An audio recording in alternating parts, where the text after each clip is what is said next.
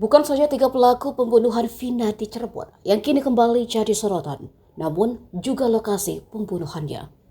8 tahun berlalu, kasus kematian Vina dan kekasihnya Eki pun diulas kembali. Isu hingga bahasan soal kasus Vina Cirebon pun merajai trending dan viral di lini masa. Ternyata, TKP Vina dan Eki dieksekusi kini sudah berubah drastis hingga nyaris tak dikenali.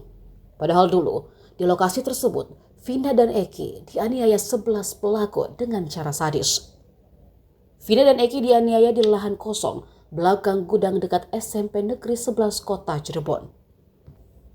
Dilansir dari tayangan Tribun Jabar, TKP pembunuhan Vina dan Eki di kawasan Cirebon itu sudah berubah drastis. Kendati demikian, ciri khas dari lokasi Vina dieksekusi masih belum hilang.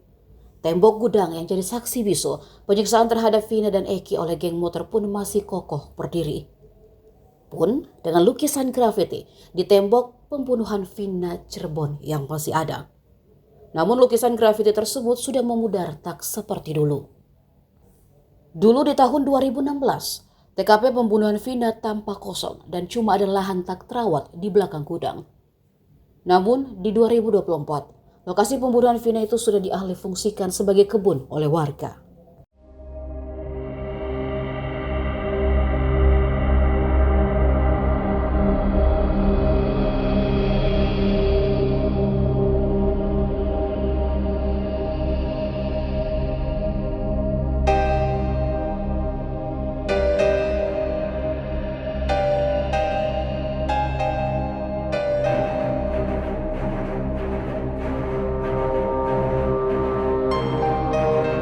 Download Tribun X sekarang, menghadirkan lokal menjadi Indonesia.